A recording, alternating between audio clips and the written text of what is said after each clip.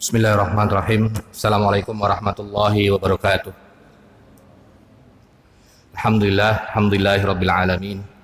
Wa bihi nasta'inu ala umuri dunya waddin. Wassalatu wassalamu ala nabiyyina Muhammadin wa ala alihi wa sahbihi ajma'in, amma ba'du. Allahumma 'allimna ma yanfa'una wa zidna ilman.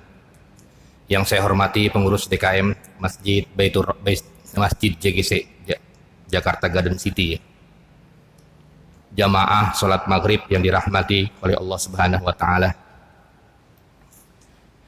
Pada maghrib kali ini kita akan membahas tentang masalah sumpah dan nazar, karena kedua-duanya saling keterkaitan erat satu sama lain.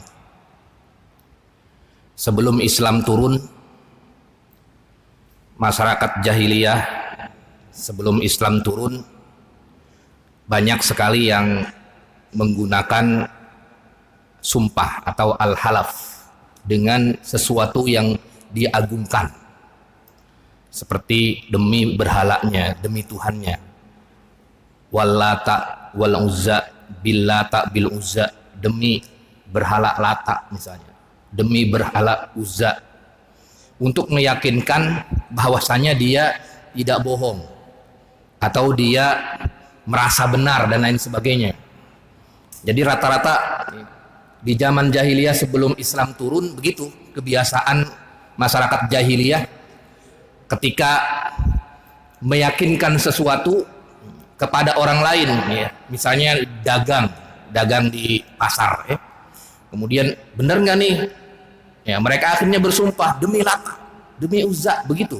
Jadi mereka bersumpah dengan sesuatu yang diagungkan, sesuatu yang dianggap ya paling agung begitu. Nah, itu budaya atau perkembangan, ya, sumpah sebelum Islam turun. Ketika Islam turun, maka ada kaidah-kaidah bersumpah yang disyariatkan oleh agama Islam, sebagaimana di dalam Al-Quran maupun di dalam hadis Nabi Muhammad SAW.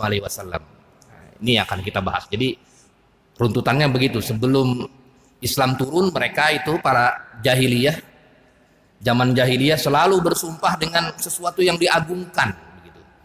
Atau bahkan ada yang bersumpah dengan bapaknya, nenek moyangnya, begitu. Kalau dia nenek moyangnya itu suku apa, ya, suku, ya, misalnya Aden misalnya, demi Aden. Kemudian suku Lu'ai, demi Lu'ai, begitu. Nenek moyangnya, atau bahkan ya, berhala-berhalanya. Itu kejadian kenapa sumpah itu terkait dengan ajaran agama Islam, terkait dengan sumpah, sehingga di dalam agama Islam bagaimana agama Islam menjelaskan tentang masalah sumpah. Itu latar belakangnya. Di dalam Al-Quran dijelaskan di surat Al-Ma'idah ayat 89 terkait dengan sumpah. Kemudian juga di dalam hadis Nabi Muhammad SAW, riwayat Bukhari Muslim, di dalam surat Al-Ma'idah ayat 89, Allah Subhanahu wa Ta'ala berfirman, la yu'akhizukumullahu billaghfi fi aimanikum walakin yu'akhizukum bima aqadtumul aiman. Allah Subhanahu wa Ta'ala tidak akan menyiksa sumpah al-lagwu. Ketika kalian bersumpah, nanti akan dijelaskan pembagian sumpah seperti apa. Tetapi Allah Subhanahu wa Ta'ala akan menghukum orang yang bersumpah dengan sumpah yang al-munaqidah. Jadi sumpah itu nanti ada 3. Ada sumpahnya al-lagwu, kemudian ada sumpah al-munaqidah, al-munaqid, kemudian juga ada sumpah al-yamin al-ghamus. Itu dari 3 pembahasannya. Kemudian juga di dalam hadis Nabi Muhammad SAW, Rasulullah SAW bersabda, man halafa bi ghairillah faqad kafara. Bahkan di riwayat lain faqad asyraka, gitu ya. Barang siapa yang bersumpah dengan nama selain Allah, gitu, maka sungguh ia telah musyrik atau sungguh ia telah kafir. Kemudian juga di dalam hadis riwayat Bukhari Muslim, innallaha yanhakum an tahlifu bi abaikum. Sesungguhnya Allah Subhanahu wa taala melarang kalian bersumpah dengan bapak-bapak kalian, nenek moyang kalian. Man kana halifan, kalau pengen bersumpah, falyahlib billah, sumpahlah dengan nama Allah begitu. Aw liyasmut, atau diam saja. Jadi pilihannya bersumpah dengan nama Allah atau diam. Nah, ini hadis-hadis ini atau Al-Qur'an ini untuk menjawab latar belakang masyarakat jahiliyah ketika mereka bersumpah dengan berhala-berhalanya, bersumpah dengan nenek moyangnya. Sehingga Allah larang, turun agama Islam untuk melarangnya. Nggak boleh bersumpah kecuali dengan nama Allah Subhanahu wa taala. Itu sepakat. Kemudian juga para ulama fikih membahas bagaimana kalau bersumpah dengan asma Allah begitu ya. Nama-nama Allah atau af'alihi atau sifatihi, sifat-sifatnya Allah Subhanahu wa taala begitu. Misalnya War-Rahman, nah, gitu ya. Bukan wallahi tapi War-Rahman, demi yang Maha Pengasih atau demi yang Maha Penyayang. Nah, di situ akhirnya para ulama ya membahas tentang masalah tersebut. Kemudian juga bagaimana terkait dengan sumpah dengan Al-Quran ya, sumpah dengan Al-Quran. Akhirnya para ulama fikih membahas Al-Quran itu bukan makhluk. Artinya Al-Quran adalah kalamullah ya. Sehingga para ulama membolehkan ya, bersumpah dengan Al-Quran ya, dengan alasan bahwasanya Al-Quran bukan makhluk. Yang dilarang adalah bersumpah dengan makhluknya begitu ya. Seperti sumpah pocong, sumpah apa-apa terserah, sumpah kepada bapak dan lain sebagainya, itu nggak boleh kecuali tadi dengan sumpah dengan Allah, wallahi, atau dengan asma Allah, atau dengan Al-Quran. Walaupun dengan Al-Quran terjadi khilaf di kalangan para ulama, tapi sebagian bahkan mungkin mendekati jumhur membolehkan sumpah dengan Al-Quran, karena Al-Quran bukan makhluk. Al-Quran itu adalah kalamullah gitu ya.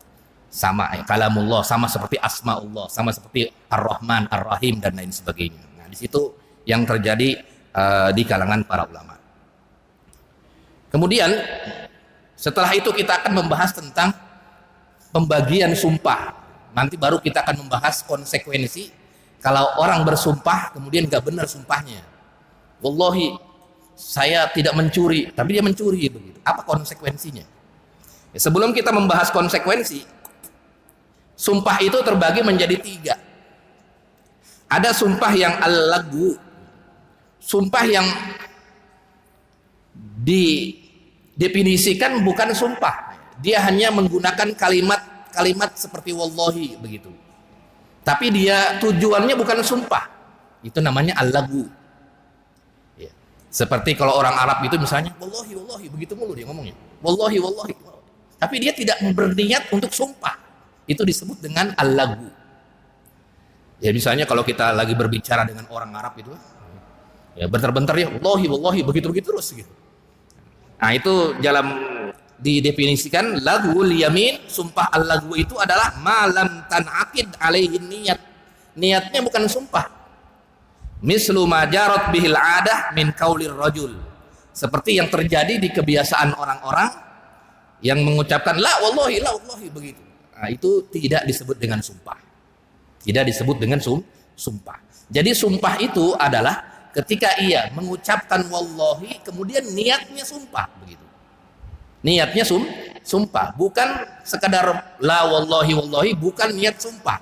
Itu disebut dengan yamin al-lagwi. Dan konsekuensinya kalau al-yamin lagwi itu bukan sumpah. Bukan sumpah karena dia tidak diniatkan untuk sumpah. Walaupun teksnya kalimatnya la wallahi dan lain sebagainya gitu. Kemudian yang kedua adalah sumpahnya yamin al-munaqid, sumpah yang diniatkan benar sumpah begitu.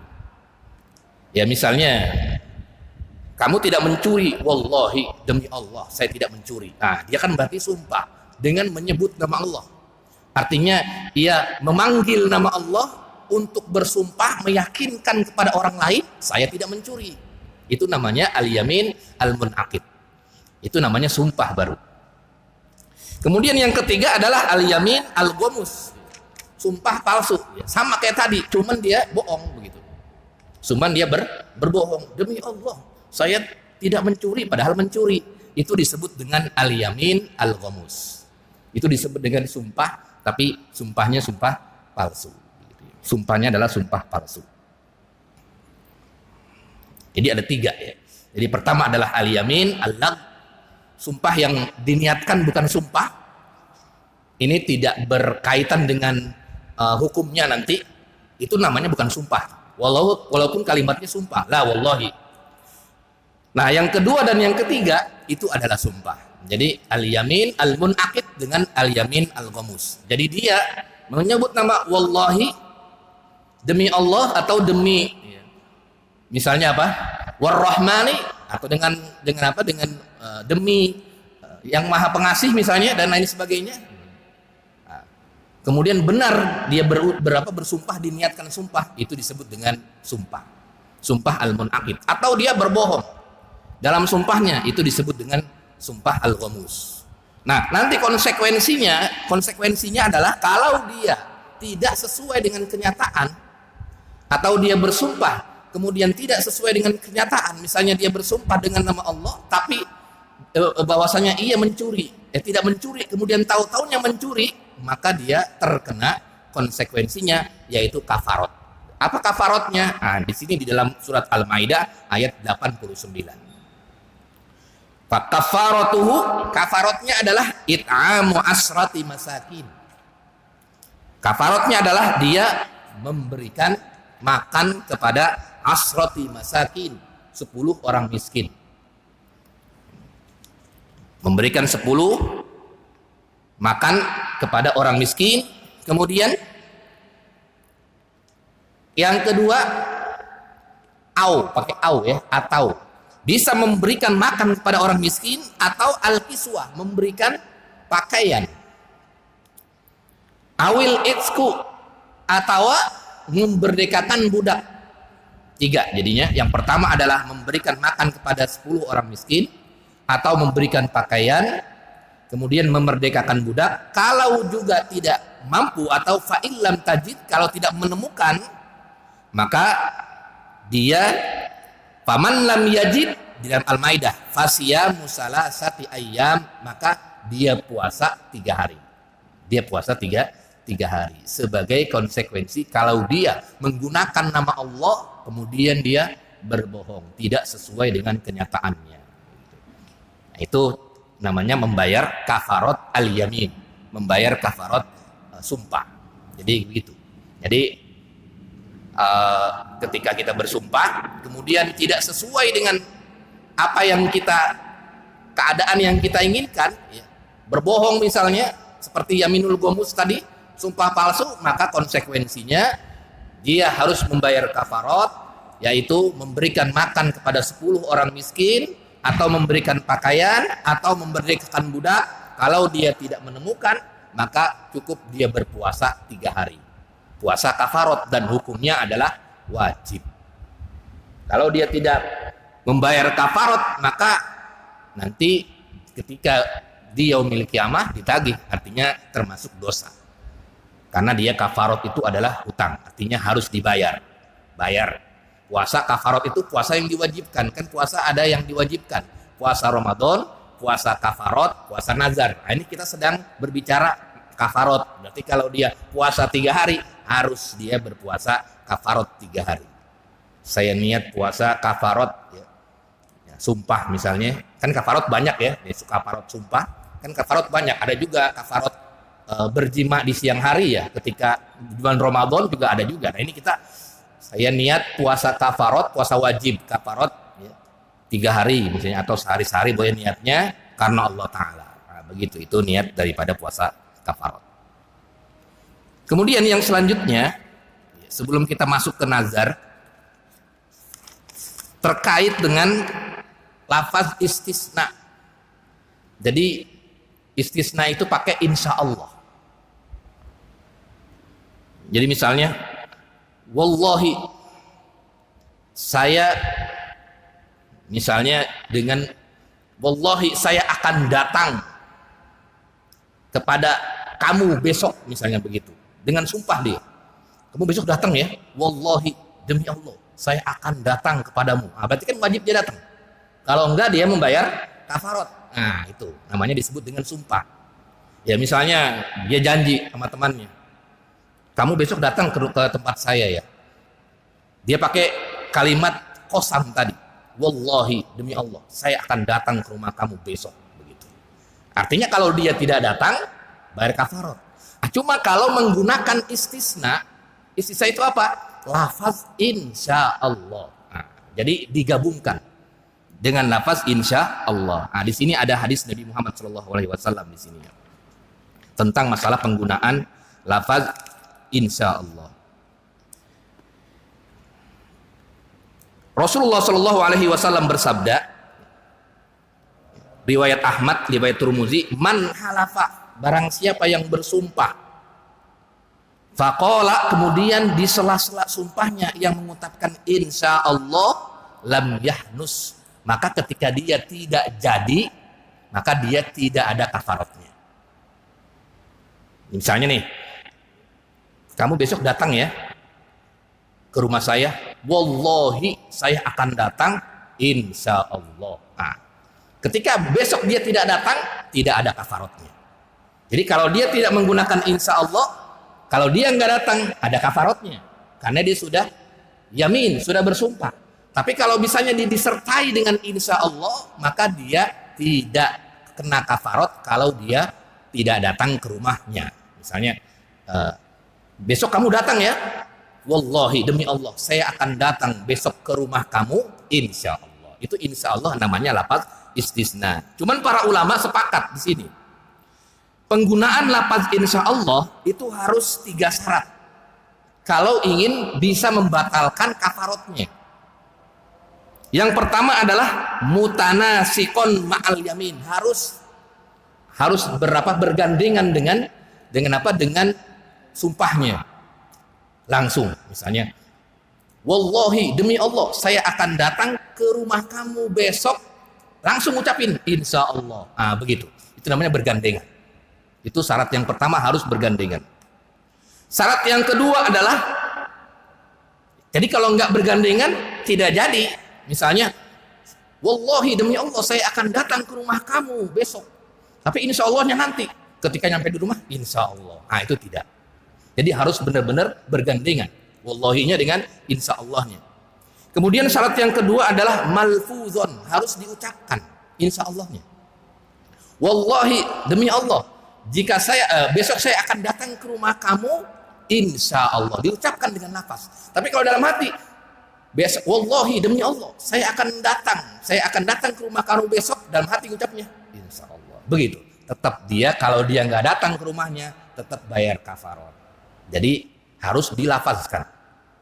Kemudian yang selanjutnya adalah wa maksudan min awwalil yamin, dan maksud ya, ditujukan insya Allahnya itu adalah untuk istisna.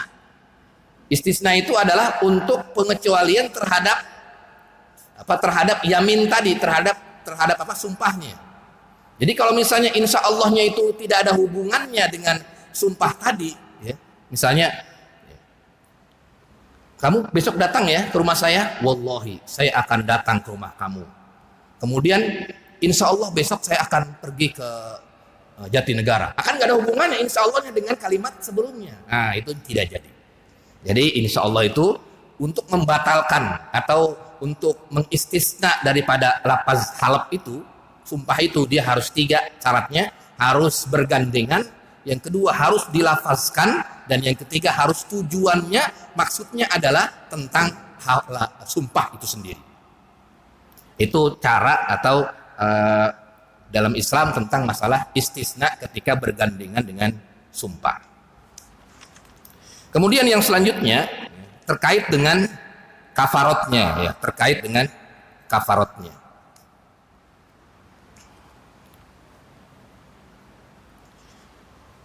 Tadi dijelaskan bahwasanya kafaratnya adalah it'am, memberikan makan kepada 10 orang miskin. Nanti di sini terjadi khilaf di kalangan para ulama. Faqala Malik wa Syafi'i, Imam Malik dan Imam Syafi'i, likulli miskinin muddun. Setiap orang miskin itu adalah satu mud. Ya, satu mud itu istilahnya makan sekenyang lah. Makan kenyang itu gimana sih? Gitu ya. 30.000 lah atau 25.000 makan padang sekotak itu satu mud lah begitu ya. Kalau diukurin seperti itu. Kalau diukurin seperti itu. Kemudian kalau menurut Imam Abu Hanifah, dia bukan satu mud, dia lebih tinggi lagi, yaitu dua mud. Ya, berarti lebih mahal daripada satu mud. Berarti ini dua kali lipat daripada mud tadi ya. Jadi misalnya 2 mud kalau 30.000 berarti 60.000 kalau Imam Abu Hanifah. Ya, kenapa perbedaan pendapat di sana? Memang karena di dalam Al-Quran tidak dijelaskan masalah mudnya. Ya, dijelaskan hanya it'amu to'ami miskin, memberikan makan kepada orang miskin. Nah, kemudian para ulama menafsirkan ini makannya seperti apa? Apakah dikiaskan dengan seperti bayar fidyah gitu, 1 hari 1 mud, atau seperti zihar dan lain sebagainya, 2 mud. Nah, mana kiasnya kemana nih ini? Nah, di situ akhirnya para ulama berbeda pendapat tentang kiasnya. Apakah kias ke yang 1 mud atau kias yang kedua mud? Ya, kalau misalnya kias ke yang berpuasa, yang ninggalin puasa itu bagi orang yang bagi orang yang tidak mampu kan 1 mud 1 hari, berarti dia 1 mud saja memberikan kepada orang miskin. Tapi kalau dia dikiaskannya kepada 2 mud tadi, 2 mud itu adalah bagi ukuran kafarot, zihar, kafarot yang lain itu 2 mud, berarti dia 2 mud ukurannya. Tapi kalau saya pribadi ditanya mana yang lebih kuat, tergantung kondisi masing-masing. Kalau kita ini orang yang pas-pasan hidupnya, kemudian kita berlaku sumpah begitu, ya kan harus wajib. Berarti kita yang 1 mud saja. Tapi kalau kita punya harta banyak, ya berlimpah, kenapa nggak harus 2 mud begitu ya? Jadi terkait dengan 1 mud atau 2 mud itu dikembalikan kepada kondisi pribadi masing-masing. Artinya kekuatan finansial masing-masing. Kemudian yang selanjutnya adalah tentang masalah puasa itu ya. Tatabu, apakah harus berurutan atau tidak? Ya, para ulama juga berbeda pendapat di sini. Ya, karena ini adalah masalah ijtihadiyah. Kalau Imam Malik dan Imam Syafi'i, dia mengatakan dia harus tatabu, harus 3 hari berturut-turut. Ya, artinya ya 3 hari. Ya. 1 hari Senin, Selasa, Rabu, nggak boleh dipisah Senin. Nanti minggu depannya lagi. Tapi kalau Imam Abu Hanifah dan Imam Ahmad, dia boleh, artinya dipisah. Yang penting dia niat pengen puasa kafarot nazar begitu ya, mau dipisah mau tidak. Kenapa sebabnya? Ya karena mereka berbeda pendapat tentang ayatnya. Jadi ada qiraat. Jadi di dalam Al-Quran memang kalimatnya di dalam Al-Quran faman lam yajid fasiyamu salasati ayyamin. Nah itu kalau di Quran yang di situ ya. Tapi kalau kita membaca Al-Quran qiraat yang lain, kan ada 7 qiraat. Ada 7 qiraat atau ada juga yang 10 qiraat. Ada qiraat Asim, ada qiraat Kisai, ada qiraat yang lain. Itu ada qiraat. Ya di sini ada qiraat Abdullah bin Mas'ud ya. Riwayatnya Kisai itu dia kalimatnya fasiyamu salasati ayyamin mutatabi'at. Nah, 3 hari berturut-turut begitu. Mutatabi'at. Itu kalau kita mengambil qiraat yang lain. Tapi kalau di qiraat yang ini kan, kalau ini nih yang Quran biasa itu qiraat Hafs an Asim. Ini kita nih qiraat Hafs an Asim. Mus'haf Utsmani ini kita. Nah, ini namanya qiraat Hafs an Asim. Tapi kalau kita belajar qiraat-qiraat yang lain, itu ada pakar qiraat gitu ya. Nah, itu nanti ada qiraat Kisai, ada qiraat Qailun, ada qiraat yang lain. Nah, itu nanti belajar di kalau kita belajar qiraat. Nah, ini kita namanya qiraat Hafs an Asim. Nah, kemudian yang selanjutnya adalah tentang masalah nazar. Nazar itu dia bersumpah tapi bukan menggantungkan kepada Allah, tapi menggantungkan kepada diri sendiri. Artinya dia mewajibkan kepada dirinya. Walaupun dia tidak menggunakan lafaz wallahi. Misalnya, saya bernazar besok saya akan puasa. Nah, itu namanya bernazar. Walaupun tidak pakai wallahi. Itu namanya nazar. Itu namanya nazar. Jadi nazar itu sama seperti sumpah, tapi dia tidak menggunakan lafaz wallahi. Dan konsekuensinya sama seperti yamin tadi. Cuman kalimatnya adalah nazar. Saya bernazar besok saya akan bersedekah 10.000 kepada tetangga saya. Itu wajib berarti dia. Itu wajib hukumnya. Nah, nazar itu ada dua. Ada nazar mutlak, ada nazar muqayyad. Ada nazar mutlak, ada nazar muqayyad. Kalau nazar mutlak, dia tidak disertai dengan jika. Dia langsung besok saya akan puasa nazar gitu. Nah, itu berarti dia nazarnya mutlak. Tapi kalau dia muqayyad, nazarnya besok saya akan puasa jika saya diterima bekerja di perusahaan A. Nah, itu namanya nazar muqayyad. Nazarnya dengan jika. Nazarnya dengan jika. Jadi ada dua jenis nazar. Nazar yang mutlak dengan nazar yang muqayyad. Dalil nazar itu di dalam Al-Quran banyak. Wa aufu bil uqud. Nah, itu dalilnya. Tunaikanlah janji kamu. Jadi sebenarnya kita nazar itu berjanji kepada diri kita sendiri. Jadi harus ditunaikan. Wa aufu bil uqud, dalil dalam Al-Qur'annya seperti itu. Jadi ada nazar mutlak, ada nazar muqayyad.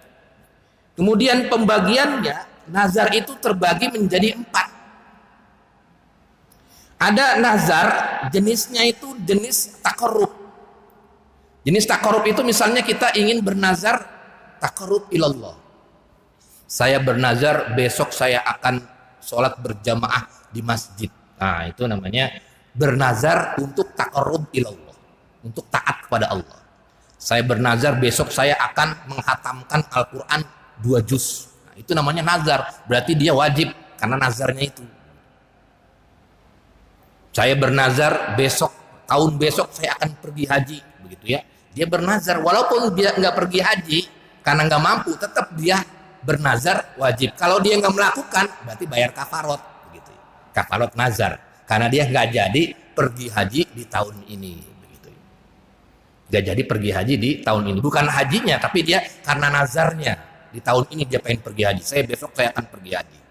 Saya bernazar, tapi dia akhirnya nggak jadi, begitu. Maka dia harus membayar kafarot, ya, karena nazarnya itu tidak jadi.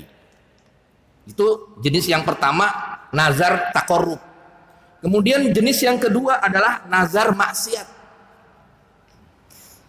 Nazar maksiat, ya. Besok saya akan mencuri, saya bernazar, begitu ya. Nah, ini jenis yang kedua. Nanti para ulama bagaimana hukumnya, apakah boleh atau tidak, atau nanti ada kafarat atau tidak. Nah, ini para ulama nanti akan membahasnya. Kemudian yang ketiga adalah nazar jenisnya yaitu yang makruh, ya, meninggalkan yang makruh. Kemudian yang keempat adalah bernazar dengan mengharamkan sesuatu yang dibolehkan atau tidak mengapa, begitu ya. Saya bernazar saya tidak akan minum aqua ini, begitu ya. Nah, itu gimana, apakah nazar atau bukan, begitu ya. Nah, ini jenis-jenis nazar itu sendiri. Nah, untuk jenis yang pertama, fa innahum ittafaqu. Para ulama sepakat untuk nazar taqarrub ilallah, taat kepada Allah Subhanahu wa taala. Nazar yang mutlak maupun nazar yang muqayyad, ya. Nazar mutlak yang enggak pakai jika-jika itu, atau nazar muqayyad yang pakai jika tapi dia taqarrub ilallah, ulama sepakat maka dia hukumnya nazar. Artinya dia nazar gitu. Jadi kalau misalnya dia besok saya akan berpuasa, bernazar saya akan berpuasa, berarti dia nazar, harus berpuasa. Atau jika saya diterima di perusahaan ini saya akan berpuasa, nah, itu juga disebut dengan nazar.